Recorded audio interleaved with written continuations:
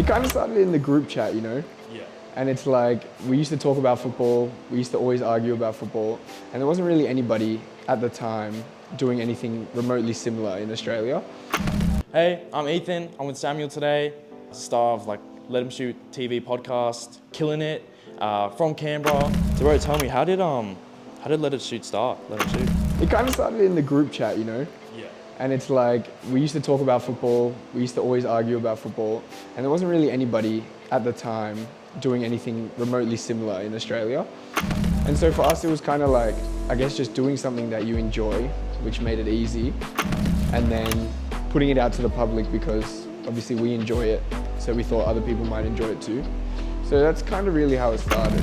From like a stage where just like randomly, I think one video just like kind of blew up on TikTok.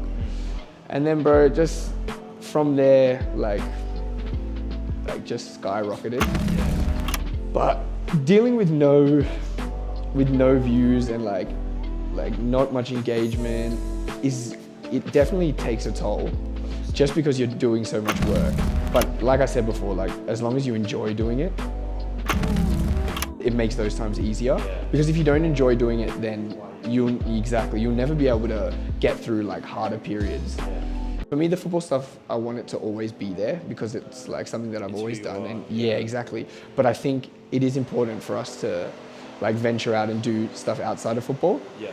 Just from like a business perspective and even from like a fan perspective. People knowing us outside of football will definitely bring more eyes to us. Yeah. So I think that's important as well. And instead of just putting ourselves in a football box, because we can do other things and can talk about other things. So, but yeah, definitely football. That is sort of like a struggle because from what I've seen is you guys have killed it.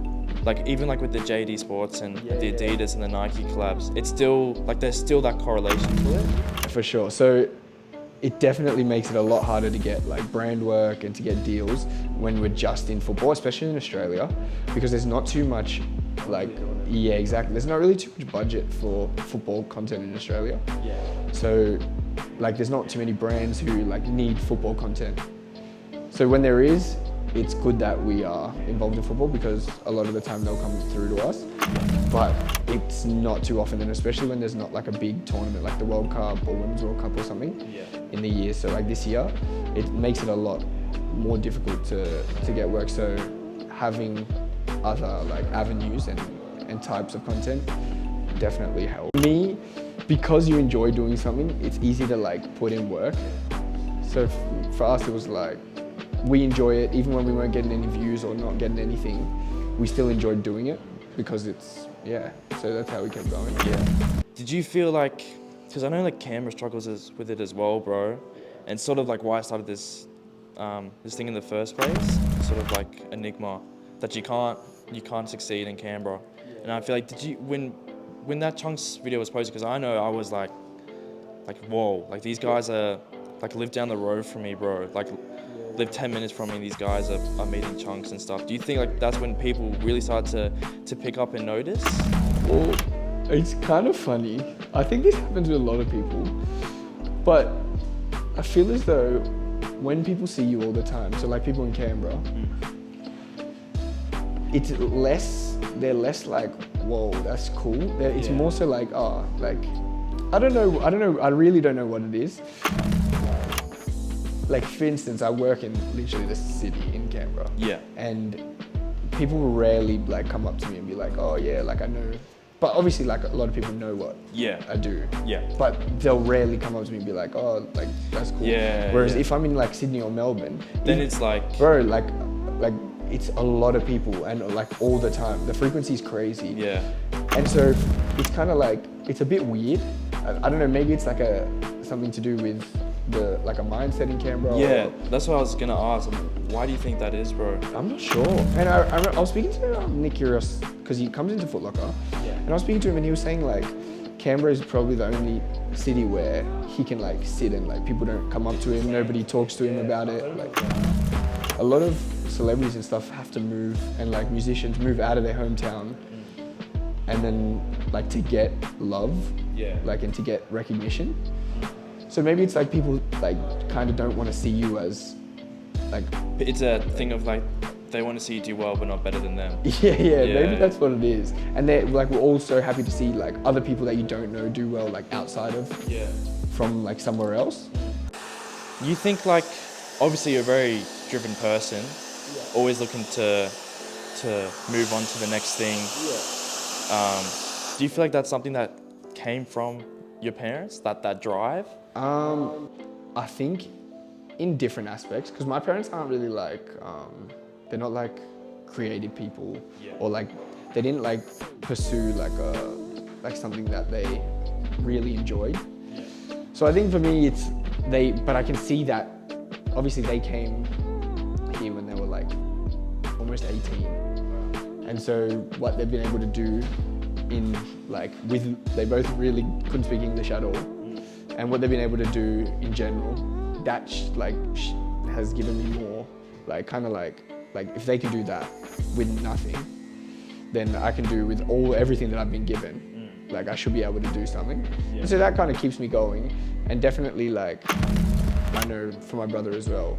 But yeah, I think about it, I mean, you don't really notice how lucky you are until you become older, and until you realize like what other people go through and like struggles that like even for like my parents, like the difference between them and my upbringing is crazy. But you don't realize that when you're a kid. So you're kind of just like, this is normal. This is what like normal life is. So my parents have been really like, they're passionate about whatever we're passionate about. So when they see us do this, I think they're just happy to see us doing something that we enjoy doing. So I really don't think with them it matters too much about what it is. I think it's just more so they like seeing us doing something that we enjoy. Like the boys on the podcast are like best mates and stuff. Was that, you feel like why you guys clicked? Was that initial love of football, or was it just because like going to school together? None of us went to school together. Basically, the 4 people that started it, it's like me, my brother, and then his 2 friends, Denai and MJ, who are now obviously my friends. But at the time, like not at the time, but before, they were only his friends. And they met like through football. So they didn't even meet in school or anything. And then we kind of just started it there. And then the people that we added were our friends from football.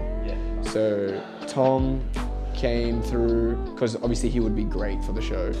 And we knew he would be great, and it was like kind of like no-brainer.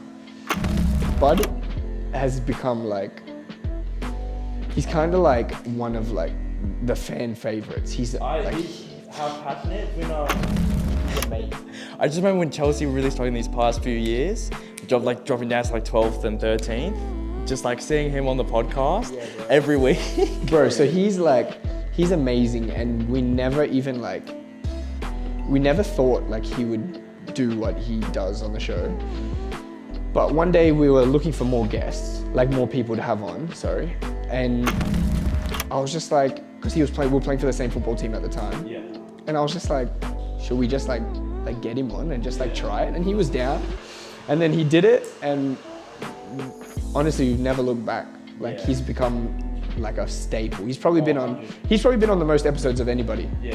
Like he's always there. Bro. He's always there. He always shows up. He's like always got like the energy for it. Which is like, bro. He's elite. You feel like there's a player IRL that you try to dictate your personal game like? I don't think there's one player. I don't think like, I don't know. I don't think my skill set is like easy to pick somebody, because I feel as though I have things that, like if a player has this thing, they'll have like something else, you know? Whereas I'll have like one thing and then like something so completely different. So like my skill set it's like really different to players in the world, but there's like heaps of things that I'll take from players and like try and do and try and emulate. Neymar? Oh, 100. I feel like that's everyone, because obviously like play on the wing and stuff as well, right? Like if I could pick one person to play like, it would be him. Awesome. So we're just finishing up now today with Sam. Sam, if you just look down the camera, tell the fans, tell everyone what's next for Samuel Habtemariam. Moving to Melbourne, more let him shoot content, more football content, more personal content, just grinding every day, I guess, till I get to where I want to be. That's it. Appreciate you, bro.